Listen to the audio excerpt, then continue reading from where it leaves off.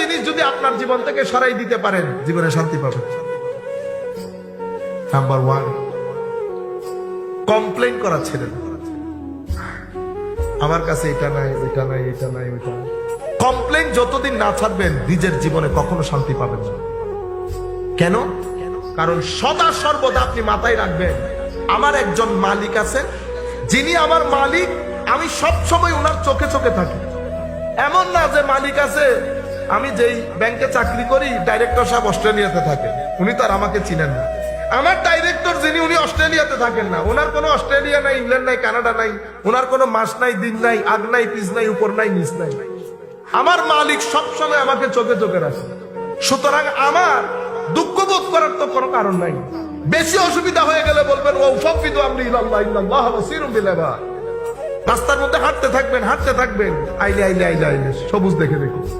অন্তর যখন বেশি উতলা হয়ে যাবে, শুধু হাঁটতে থাকবেন। আর কি বলবেন? দরুদ শরীফ পড়বেন। কতক্ষণ পর পর আমার নবীকে সালাম দেবেন, আসসালাতু ওয়াসসালামু আলাইকা ইয়া রাসূলুল্লাহ। এরপরে বলবেন ওয়া ফাফিদু আমরি ইলাল্লাহ ইন্নাল্লাহা বাসীরুম বিল ইবাদ। হাসবি আল্লাহু ওয়া নি'মাল ওয়াকিল, নি'মাল মাওলা ওয়া নি'মান নাসির। ফেরত যখন আসবেন, দেখবেন ভিতরের মধ্যে জান্নাতের বাতাস বইতেছে। ভিতরে জান্নাতের বাতাস বইতেছে। দিন বাদে এই কথা আপনাকে কেউ বলবে না। মসজিদের হুজুর ডিপ্রেসড হবে না, ইউনিভার্সিটির শিক্ষক ডিপ্রেসড হবে। মসজিদের হুজুর ডিপ্রেসড হইতে শুনছে, এত কম টাকার বেতন কোনো পাগলও করবে না চাকরি, কোনো পাগলও করবে না এই চাকরি। শুধু কি কম টাকার বেতনে চাকরি করে? সেখানে আবার প্রেসিডেন্ট সেক্রেটারি ডলাডলি আছে। কিন্তু আপনি দেখছেন কোনদিন কোন হুজুর, কোন ইমাম ডিপ্রেশন হইতে? কিন্তু ইউনিভার্সিটির শিক্ষক, ডাক্তার ডিপ্রেসড হয়। আমরা তো কাজ করি বিভিন্ন সেক্টরে, বুঝতে পেরেছেন? কেন? দ্বীন, আকীদা, ইশক। আল্লাহর ওলির দরবারে যান, বেশি অসুবিধা লাগবে। কতক্ষণ বসে বসে থাকেন, বসে থাকেন, 3 মিনিট পরে দেখবেন উত্তর দক্ষিণ সিধা হয়ে গেছে। কেন? আল্লাহর ওলিদের সিনার ভিতরে নূর থাকে, নূর। তো নূর কি হয় না? নূর খতম হয়? নূর তো আবাদুল আবাদ পর্যন্ত থাকবে, বুঝতে পেরেছেন? তো যতক্ষণ বসবেন ওই নূর লাগবে, নূর লাগবে, নূর লাগবে। এই জন্য জীবন থেকে কমপ্লেইন খতম করে ফেলুন। নিজের জীবনের মধ্যে কখনো ক্রিটিসাইজ করিয়েন না মানুষের। আপনার কি দরকার, কে কেমন সেটা জানার। নিজের জীবন থেকে যদি ক্রিটিসিজম খতম করে ফেলেন, কমপ্লেইন খতম করে ফেলেন, আপনার জীবনের মধ্যে আপনি ক্রাইম খতম করে ফেলেন। 3C যেই ব্যক্তি খতম করবে, সেই ব্যক্তির জীবনে অনেক শান্তি পাবে। আপনার তবু যদি বলেন হুজুর মনে কষ্ট, হ্যাঁ, বন্ধু বান্ধব ভাই ব্রাদারের মধ্যে দেখেন, যেই ব্যক্তি আপনাকে সম্মান করে না, সেই ব্যক্তির সাথে সময় অতিবাহিত করবেন।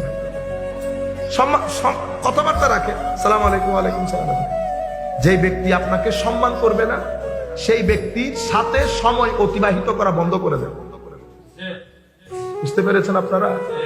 যেই ব্যক্তি জাজমেন্টাল হয়ে যাবে, সুযোগ দেওয়ার পরে 3 মিনিট পরে আপনাকে বলবে আপনার ওই কাজটা এরকম হয়েছিল, আপনি এটা এরকম করলে ভালো হইতো, দেখছেন? এটাকে বলে জাজমেন্টাল হয়ে যাবে। জাজমেন্টাল মানুষের সাথে থাকবেন না, দূরে রাখেন। সালাম কালাম বন্ধ করে দিতে বলতেছি না, সহযোগিতা বন্ধ করে দিতে বলতেছি, মানে আপনি দূরে রাখেন। সেই সমস্ত মানুষকে সাথে রাখেন যারা মুআদ্দব। যারা কি? মুআদ্দব।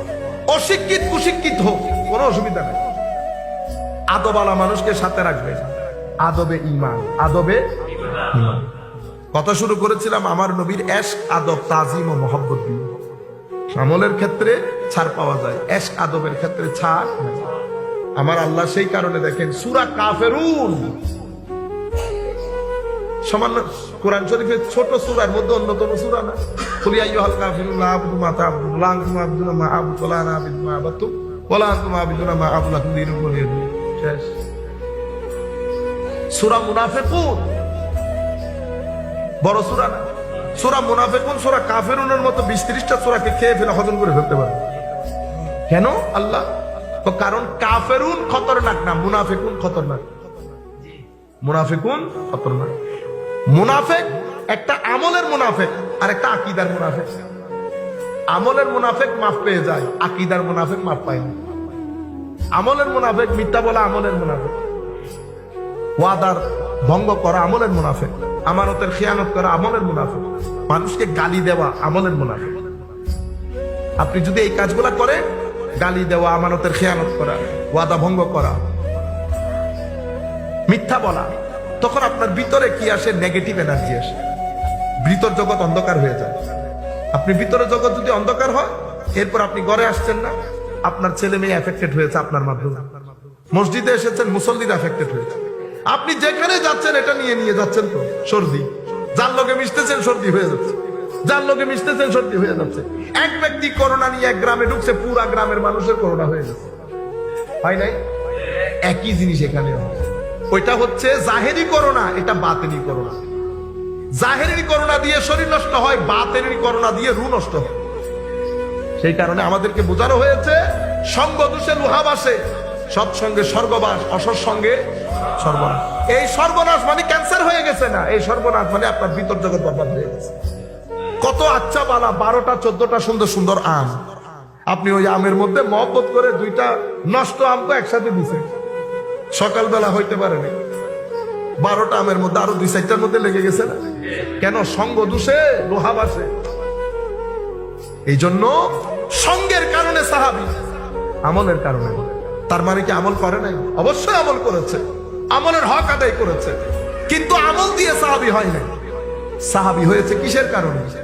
সোহবতের কারণে, আমার নবীর সঙ্গের কারণে।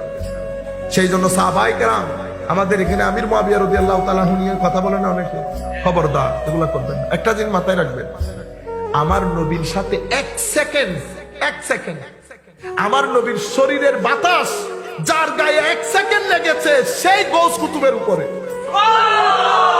এবার তার বাকি কাজ সেটা আল্লাহ দেখবেন। আপনারা বুঝতে পারতেছেন আমার নবীর সুবতার একটা তাসির আছে না? যত ওলি হয়েছে কিসের কারণে? রাতে সিজদা দেওয়ার কারণে। ও রাতে সিজদায় যদি ওলি হয়ে যাইত, তো আমাদের কাকারা বাবারা সবাই ওলি হয়ে যাবে। এটা সুবতের কারণে। এটা কিসের কারণে? এজন্য সুহবত বাদে ওলি হওয়া যায় না। এজন্য আমার আল্লাহ বলছেন, ইয়া আইয়ুহাল্লাযীনা আমানু, ও মুমিন, ইত্তাকুল্লাহ, মুত্তাকি হও, ওয়া কুনু মা'আস সাদিকিন। তাকওয়া যদি সিনের ভিতরে রেখে দিতে চাও, তো মুত্তাকিনদের সঙ্গের মধ্যে অবস্থান করো। সুহবত ছাড়া এটা নসিব হয় না। এতগুলা যে ইমোশনের কথা বলেছি, এই ইমোশনকে আকীদায়ে আহলে সুন্নাত বলে। এই মহব্বত, এই ইমোশন, এই আদব, এটাকে কি বলে? আহলুস সুন্নাতে ওয়াল জামাত। আপনি এটা বাদে অন্য জায়গার মধ্যে এই আদব, এই মহব্বত আপনি পাবেন? তো সোসাইটির মধ্যে যখন লোভ লালসা ছড়িয়ে পড়ে, ম্যাটেরিয়ালিস্টিক হয়ে যায়, ইমোশন খতম হয়ে যায়, রেসপেক্ট খতম হয়ে যায়। সেই কারণে তরুণ প্রজন্মের মধ্যে মা বাবার সম্মান নাই, একদম মিনিমাম লেভেলে চলে আসতেছে। বড়দের সম্মান মিনিমাম লেভেলে। ঠিক সেভাবে আমার নবীর প্রতি তাজিমও, মা বাবার সম্মান না থাকলে নবীর সম্মান থাকবে না। সেই কারণে মা বাবার সম্মান না করলে বেয়াদব, নবীর সম্মান না করলে বেঈমান। আপনারা বুঝতে পেরেছেন? এটা কিসের কারণে? এটা আধুনিক সোসাইটি। তো যেই সমাজের মধ্যে প্রতারণা বেশি, জুলুম বেশি, অহংকার বেশি, ক্রাইম বেশি, সব বেশি, সেই সোসাইটির মধ্যে হেদায়েত বেশি। যদি হেদায়েত, আপনি বলতেছেন না আগে জানতাম না এখন জানি, আগে পথভ্রষ্ট ছিল, এখন আমরা হেদায়েতের মধ্যে আছি। তো যে সোসাইটির মধ্যে হেদায়েতের মধ্যে থাকে, সেই সোসাইটিতে তো ড্রাগ নিচে নামার কথা, ক্রাইম নিচে নামার কথা, ডিভোর্স নিচে নামার কথা, সবকিছু তো উপরে। তো হেদায়েত নিচে না হলে সবকিছু উপরে উঠে নাই। তা আমার নবী সাল্লাল্লাহু আলাইহি ওয়াসাল্লাম কি বলেছেন? মানুষের মাধ্যমে ওয়াসওয়াসা হবে। ওয়াসওয়াসা কারা দেয়? এই দায়ীগুলা। আল্লাহ রাব্বুল আলামিন আমাদের হামি ও নাসির হোক। মাওলাই করিম আমাদেরকে কবুল